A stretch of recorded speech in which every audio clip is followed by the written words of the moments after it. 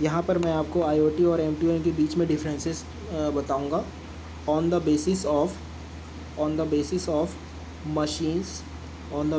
Machines in M2M and things in IoT। तो चलिए शुरू करते हैं। सबसे पहले आपको यह समझना होगा कि IoT में जो थिंग्स होता है वो होता है एक तरीके का फिज़िकल ऑब्जेक्ट। IoT में जो भी थिंग होता है वो एक तरीके का फिज़िकल ऑब्जेक्ट होता है। अब वो फिज़िकल ऑब्जेक्ट जो है वो मशीन भी हो सकता है। अब ये जो फिज़िकल ऑब्जेक्ट है ये मशीन भी हो सकता है या फिर एनिमल भी हो सकता है, यानी कि और ह्यूमन भी हो सकता है। यानी कि यहाँ पर जो फिज़िकल ऑब्जेक्ट है या तो लिविंग थिंग हो सकता है या फिर नॉन लिविंग थिंग हो सकता है। दोनों प्रकार का थिंग यहाँ पर हो सकता है फिज़िकल ऑब्जेक्ट। जैसे कि हमने अभी आपको बताया कि IoT में जो थिंग्स होते हैं वो फिज़िकल ऑब्जेक्ट्स होते हैं और इन फिज़िकल ऑब्जेक्ट के साथ होते हैं यूनिक आइडेंटिफायर। इन फिज़िकल ऑब्जेक्ट के साथ होते हैं यूनिक आइडेंटिफायर होते हैं।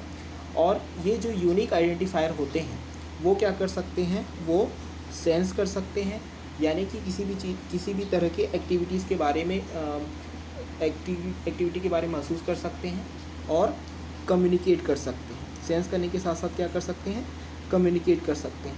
और ये जो कम्युनिकेशन होगा फिज़िकल ऑब्जेक्ट का, ये होगा एक्सटर्नल इन्वायरमेंट के साथ।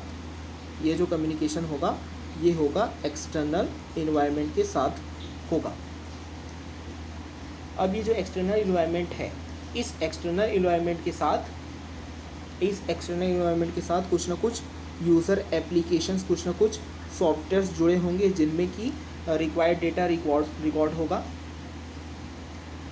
ठीक है, यानी कि यहाँ पर जो फिज़िकल ऑब्जेक्ट जो है एक्सटर्नल इन्वायरमेंट एप्लीकेशंस के साथ और उनके फिज़िकल स्टेट्स के साथ और उनके इंटरनल फिज़िकल स्टेट्स के साथ क्या करेंगे, आपस में कम्युनिकेशन करेंगे और सेंस करेंगे। अब यहाँ पर एक नया वर्ड जो आया है वो आया है यूनिक आइडेंटिफायर। नया जो वर्ड आया है वो आया है यूनिक आइडेंटिफायर।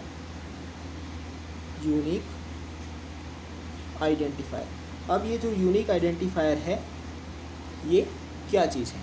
देखिए, जो यूनिक आइडेंटिफायर है वो थिंग्स इन IoT में है IP एड्रेस है। ये क्या है, ये एक तरीके का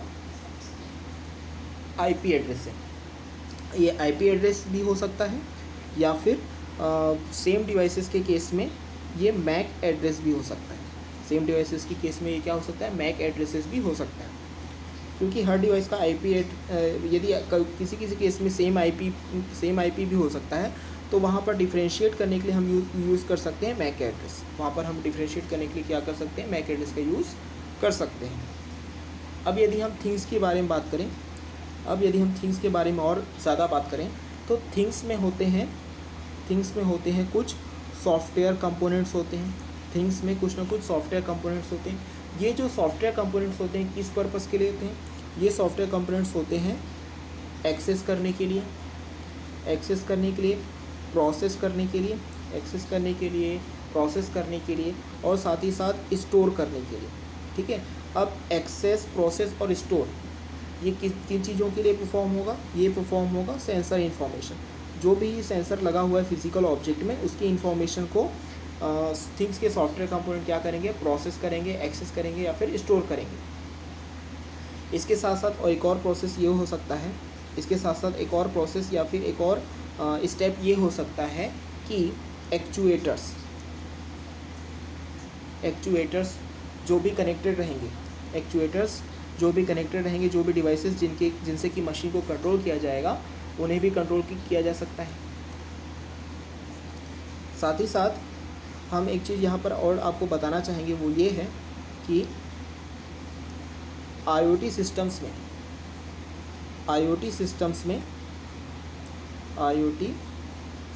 में हेट्रोजीनियस थिंग्स भी हो सकते हैं। आईओटी सिस्टम में हेट्रोजीनस थिंग्स भी हो सकते हैं। अब यहाँ पर हेट्रोजीनस थिंग्स का मतलब ये है कि कुछ इस तरह के कंबाइंड सिस्टम्स भी हो सकते हैं, जिन कंबाइंड सिस्टम या फिर कुछ इस तरीके के डेली यूज़ में आने वाले सिस्टम्स भी हो सकते हैं, जैसे कि होम ऑटोमेशन सिस्टम वगैरह भी हो सकते हैं, जिनमें कि और other types of IoT devices include हो सकते हैं। जैसे कि एक होम ऑटोमेशन सिस्टम में क्या क्या हो सकता है। एक होम ऑटोमेशन सिस्टम में फायर अलार्म भी हो सकता है, फायर अलार्म के अलावा डोर अलार्म भी हो सकता है, ठीक है। डोर अलार्म के अलावा लाइटिंग कंट्रोल डिवाइस भी हो सकता है एक होम ऑटोमेशन सिस्टम में।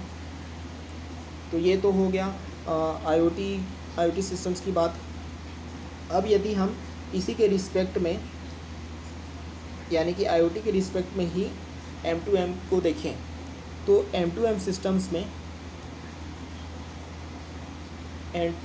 सिस्टम्स में भी टिपिकली होमोजीनस मतलब अलग अलग टाइप के या फिर सेम टाइप्स के। होमोजीनस का मतलब होता है अलग अलग टाइप्स के या फिर सेम टाइप्स के क्या हो सकते हैं, मशीन्स हो सकते हैं।